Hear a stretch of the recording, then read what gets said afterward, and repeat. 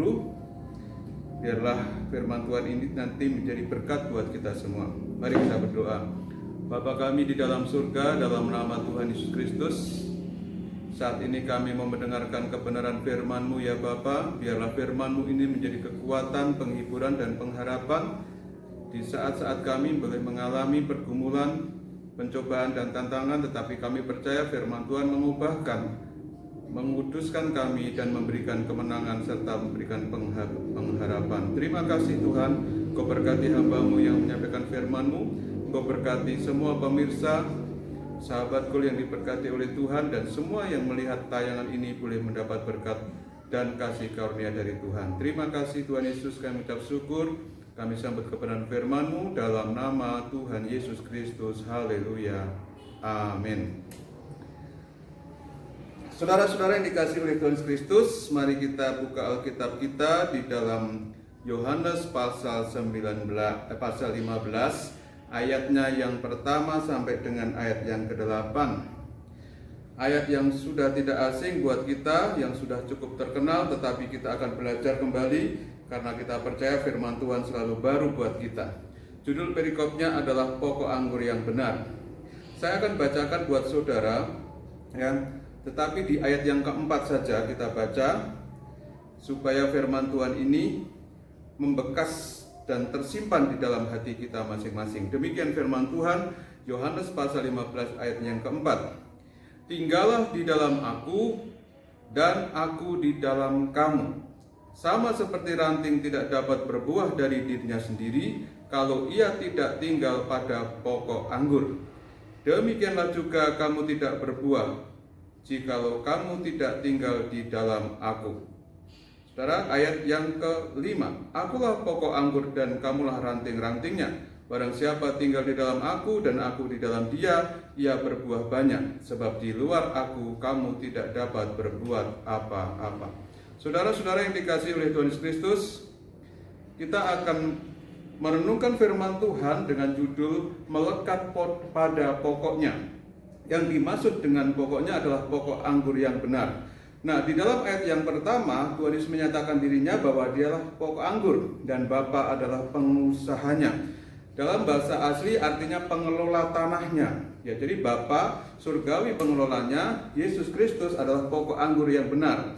Nah, meskipun bumi adalah milik Tuhan, bumi tidak akan bisa menghasilkan buah jika tidak dikerjakannya. Demikian juga kita adalah ladang Tuhan. Ladang Tuhan tidak akan pernah berbuah jikalau Bapa surgawi kita tidak mengerjakannya. Ya, Dia yang menanam, ya, mengirim anaknya yaitu Yesus Kristus dan sebagai pokok anggur, menyiraminya dan melipat gandakan.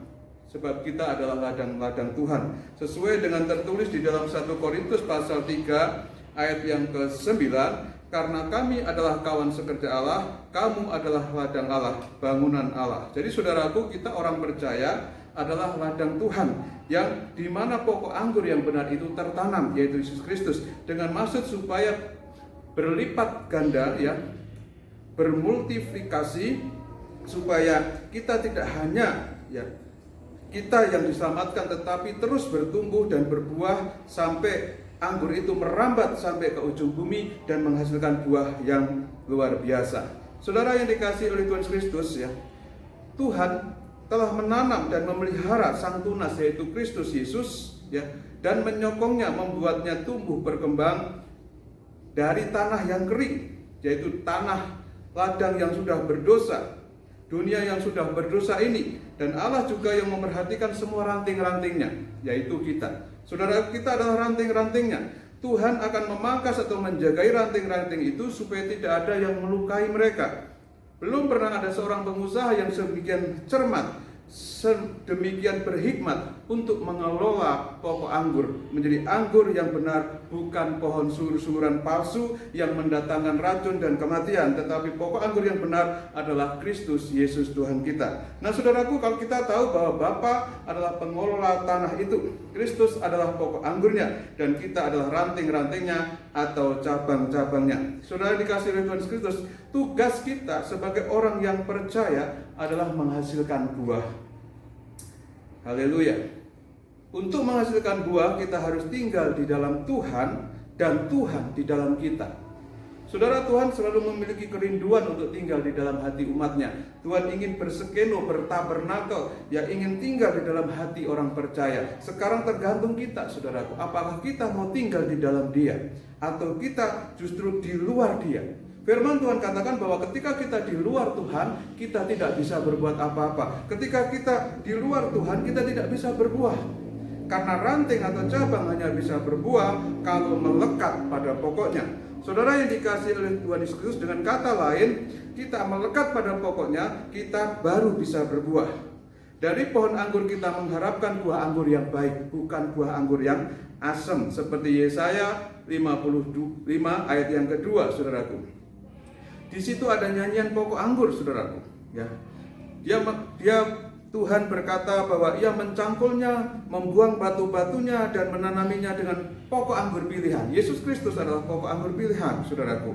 Ya, bangsa Israel adalah pilihan Tuhan, tetapi bangsa Israel gagal mengeluarkan buah-buah anggur yang benar. Ya, maka dikatakan Ia mendirikan sebuah menara jaga di tengah-tengahnya dan menggali lubang tempat memeras anggur. Lalu dinantikannya supaya kebun itu menghasilkan buah anggur yang baik, tetapi dihasilkannya ialah buah anggur yang asam. Bangsa Israel dipilih oleh Tuhan, tetapi tidak bisa menjadi saksi, ya, menjadi berkat buat dunia. Justru bangsa Israel menjadi penghalang orang-orang untuk memenuhi panggilan Bapa Surgawi.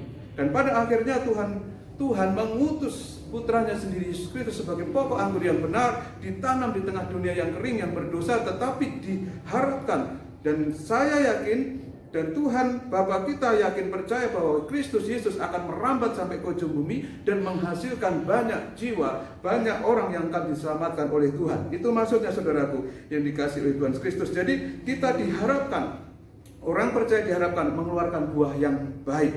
Ya, seperti di dalam Yesaya pasal 5 ayat yang keempat dikatakan begini: apatah lagi yang harus kuperbuat untuk kebun anggurku itu yang belum kuperbuat padanya? Aku menanti supaya dihasilkan buah anggur yang baik. Mengapa yang dihasilkannya hanya buah anggur yang asam? Buah anggur yang asam hanya mengecewakan Bapa Surgawi. Kehidupan orang percaya kalau tidak berbuah, saudaraku, atau mengeluarkan buah tetapi buah yang asam, akan mengecewakan Bapa kita di surga. Dan saudara, kita jangan sampai mengecewakan Bapa kita di surga. Ya, kita harus menyukakan Bapa kita di surga. Saudara yang dikasihi oleh Tuhan Kristus, apa yang diharapkan dari kehidupan kekristenan sejati ketika kita sudah dipanggil oleh Tuhan? Ya, kehidupan yang berbuah atau kekristenan yang sejati menghasilkan buah adalah pembawaan dan sifat-sifat rohani Tuhan harus ada di dalam orang percaya itu.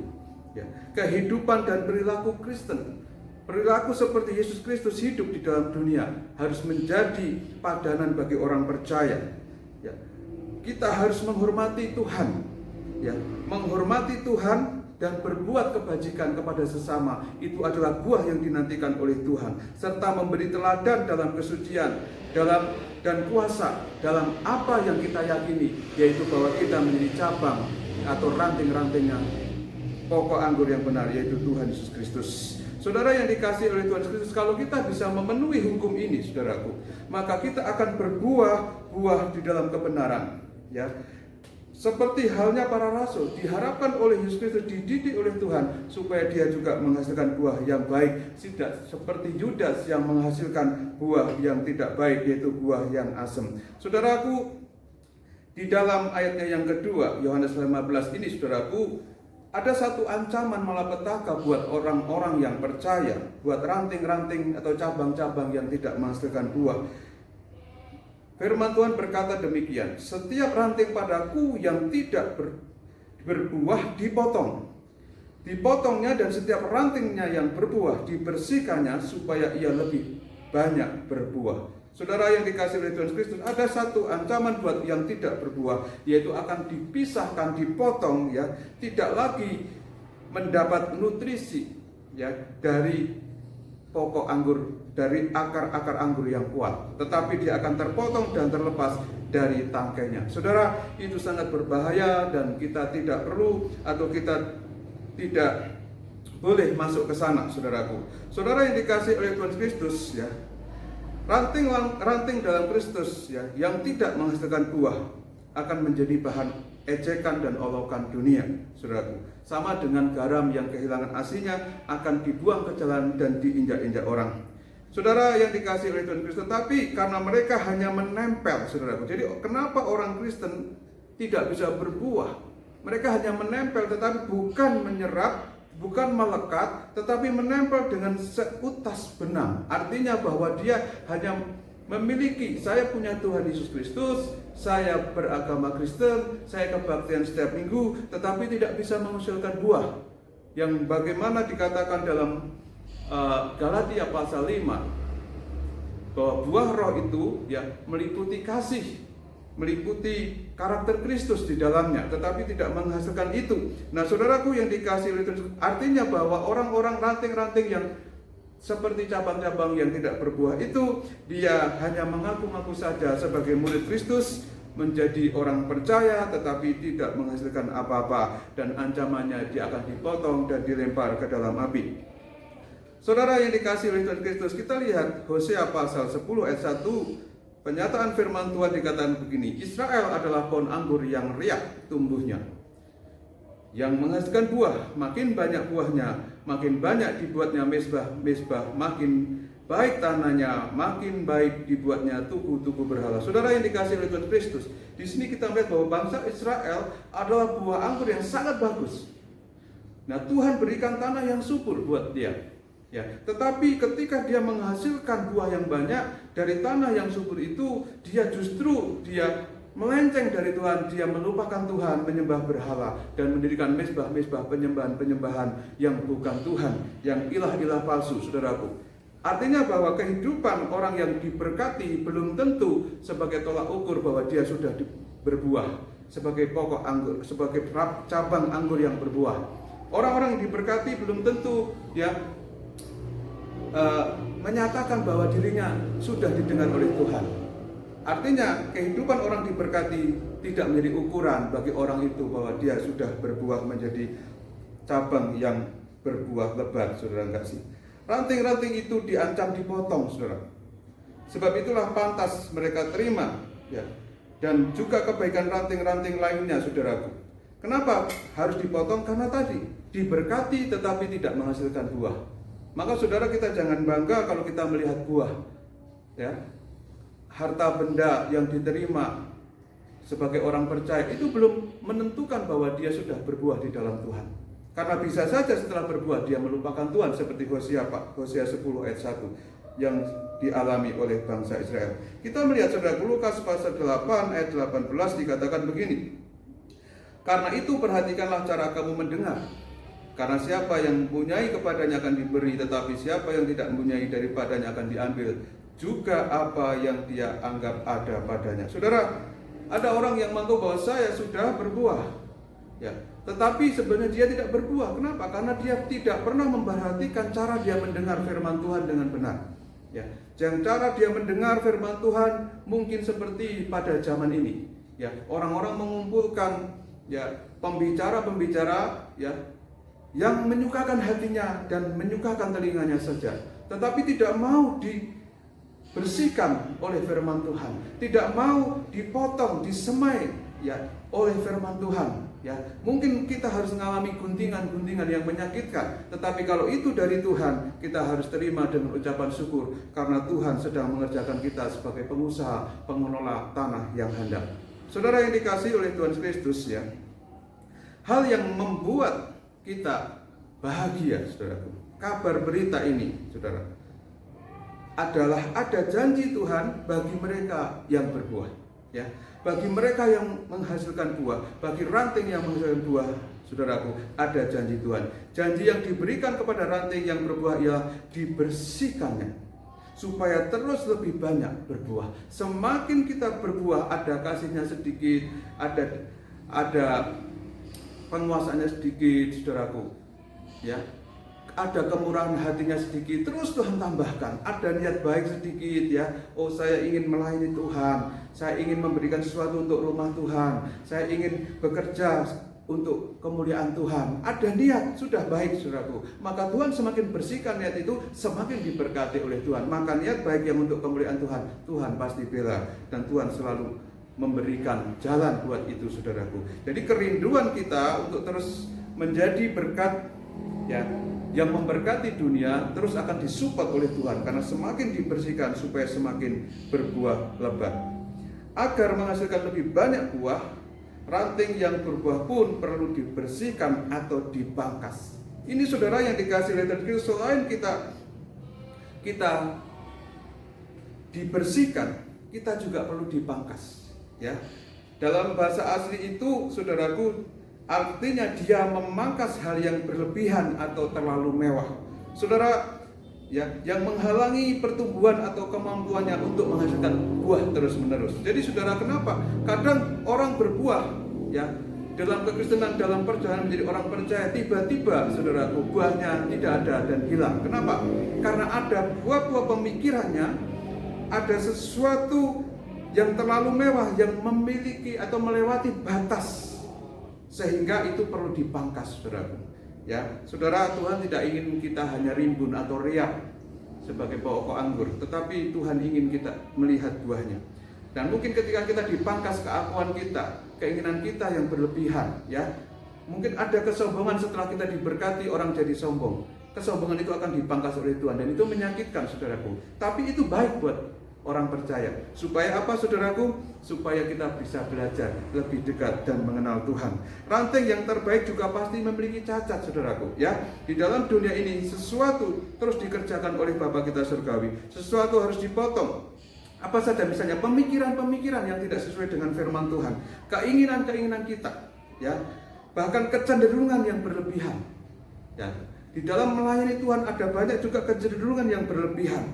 Ya, itu perlu dibersihkan, saudaraku. Kristus telah berjanji untuk melakukannya melalui firman-Nya dan Roh, ya, dan pemeliharaannya selalu baik buat kita. Semuanya itu akan dipangkas sedikit demi sedikit pada musimnya yang tepat, saudaraku. Maka saudara, kalau kita ikut Tuhan, kalau kita mengalami sesuatu yang kurang baik, ya, mungkin kita diizinkan sakit, mungkin kita diizinkan kekurangan, mungkin kita diizinkan banyak cobaan dan tantangan. Itu, saudaraku, mungkin itu juga pemangkasan dari Tuhan, sehingga kita kembali kepada rancangan Tuhan yang semula, kepada tujuan atau destiny Tuhan untuk menciptakan kita, memilih kita menjadi pokok, menjadi cabang anggur, ya, ranting anggur yang bersih dan yang berkenan kepada Tuhan.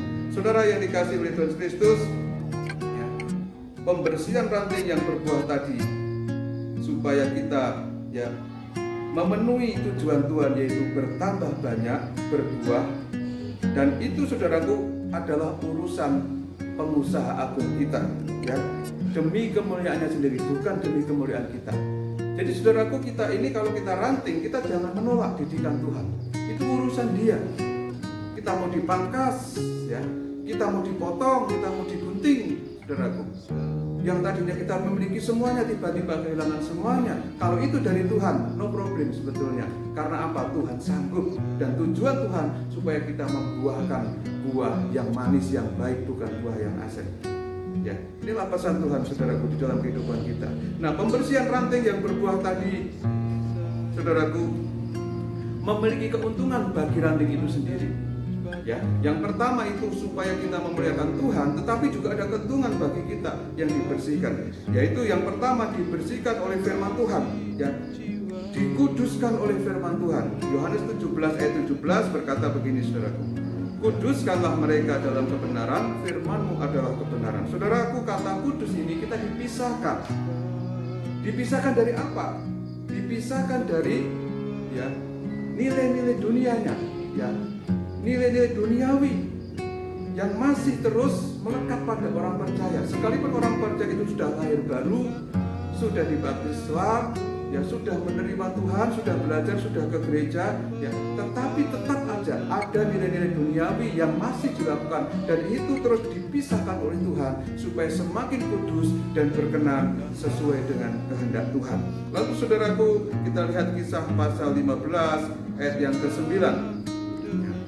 Kisah 15 ayat 9 berkata begini, dan ia sama sekali tidak mengadakan perbedaan antara kita dengan mereka sesudah ia menyucikan hati mereka oleh iman. Saudara, Tuhan tidak pernah membedakan siapapun.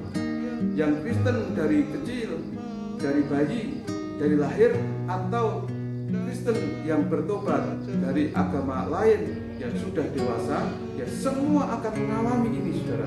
Ya, Tuhan terus akan menyucikan iman kita semakin sempurna, sehingga kita akan mengalami terus perubahan demi perubahan secara roh di dalam kehidupan kita. Jadi saudara yang dikasih oleh Tuhan Kristus, jangan bilang bahwa kenapa Tuhan masih tuntut saya, kenapa Tuhan masih terus mengerjakan saya. Firman Tuhan katakan bahwa Bapakku bekerja sampai sekarang, aku pun bekerja.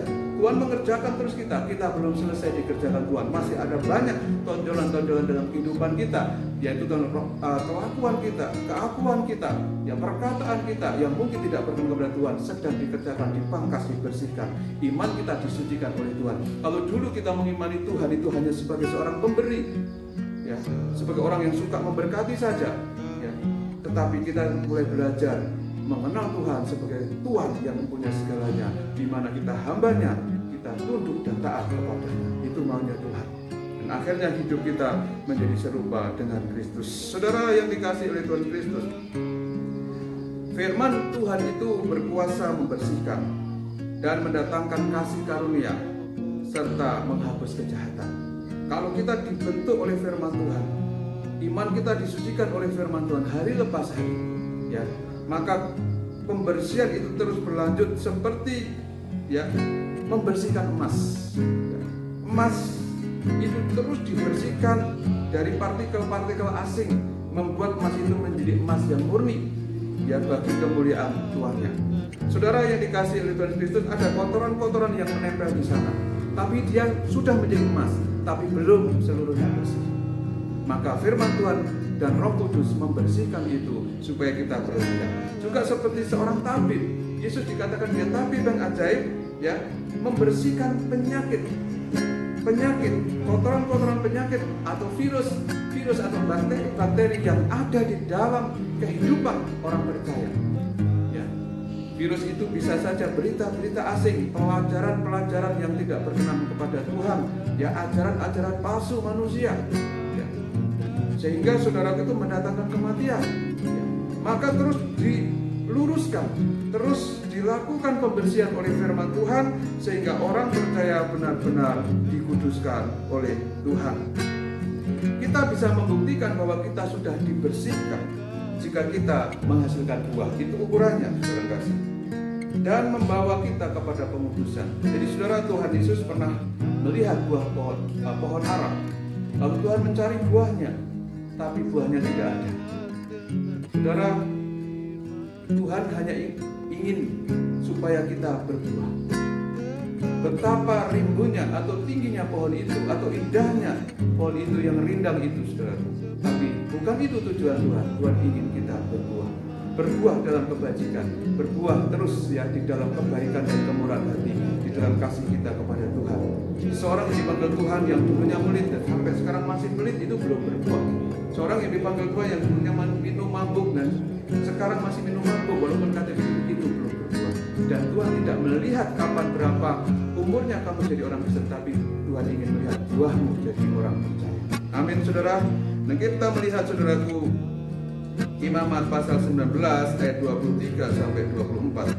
Dikatakan begini: apabila kamu sudah masuk ke negeri itu dan menanam macam-macam pohon buah-buahan, janganlah kamu memetiknya buahnya selama 3 tahun dan jangan memakannya. Tetapi pada tahun yang keempat haruslah segala buahnya menjadi persembahan kudus sebagai puji-pujian bagi Tuhan. Apa yang dimaksud ini, saudara?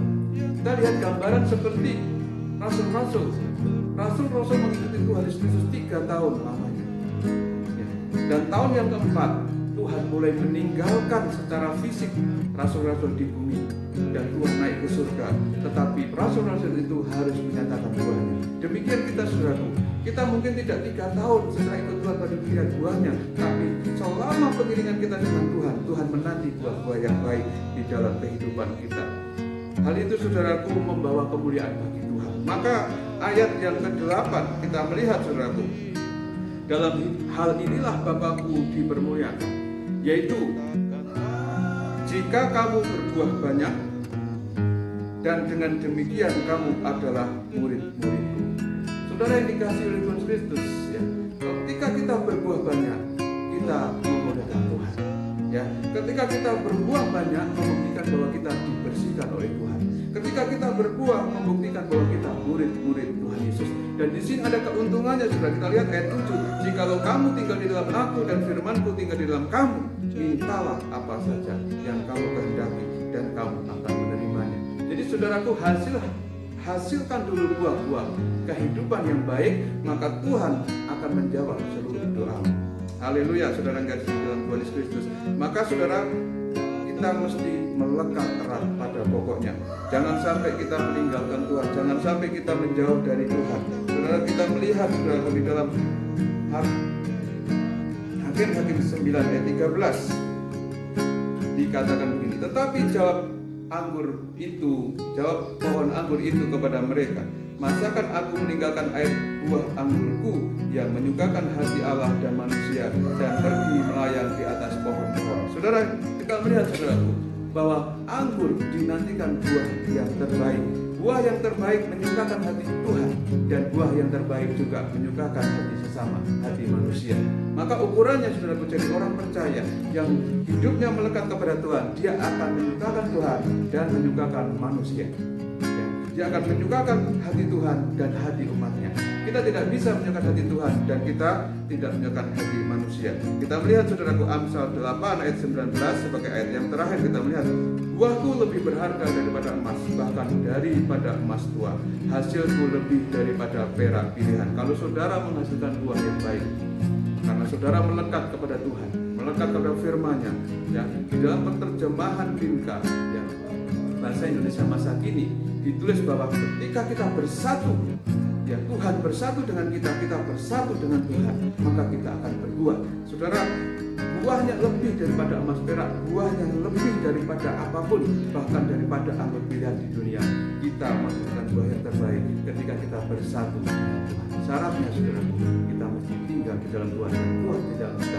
Dalam arti kita melekat sepenuhnya kepada Tuhan kita Yesus Kristus. Saudaraku, adakah hari-hari ini yang menggalaukan saudara, yang membuat saudara sedih, membuat saudara khawatir, membuat saudara takut, ya?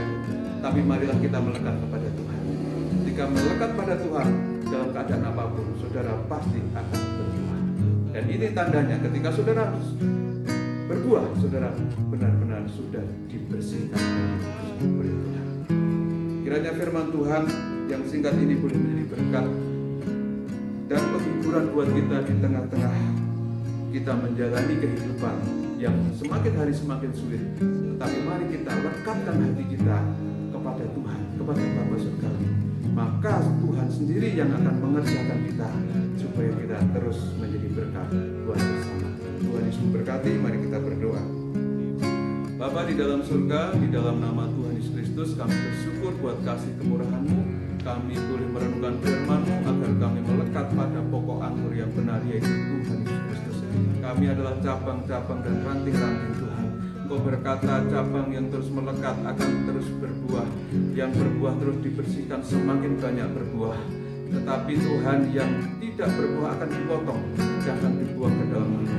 Tuhan, bawalah kami masuk dalam rencana-Mu. Kalau kami sudah jauh dari Engkau, maka Tuhan kembalikan kami kepada rancangan Tuhan yang semula, yaitu supaya kami memberikan buah-buah kebajikan kebaikan, Tuhan, buah-buah roh, supaya kami boleh mempermuliakan Tuhan. Dan ketika kami mempermuliakan-Mu Tuhan, maka apapun yang kami minta Tuhan sediakan. Terima kasih Tuhan, dalam firman Tuhan memberkati setiap kami, pemirsa sahabat boleh diberkati oleh Tuhan, dan siapapun yang mendengar, yang melihat tayangan ini diberkati oleh Tuhan. Kami berdoa, dalam kasih karunia Tuhan Yesus menyertai mereka semua, menyertai hamba-Mu, dan menyertai Tuhan Yesus bangsa Indonesia, supaya bangsa Indonesia dipulihkan dari segala bencana, dari pandemi COVID-19, dari ekonomi yang terpuruk, sehingga Indonesia boleh kembali bangkit dan Indonesia dipenuhi dengan kemuliaan Tuhan. Kami bersyukur buat anugerah-Mu Tuhan, kiranya damai Kristus beserta dengan seluruh kami dan jemaat-Mu sekarang sampai selama-lamanya. Tuhan Yesus memberkati Engkau dan melindungi Engkau. Tuhan menyari Engkau dengan wajah-Nya dan memberi Engkau kasih karunia. Tuhan menghadapkan wajah-Nya kepadamu dan memberi engkau damai sejahtera. Kasih karena Tuhan Kristus menyertai kita semua, membuat engkau naik dan tidak turun, menjadi kepala dan bukan ekor. Diberkati dalam segala usahamu, keluarga dan pekerjaanmu, sekarang sampai Maranatha. Nama kita tercatat dalam kitab kehidupan. Dalam nama Tuhan Kristus, haleluya, haleluya, Amin.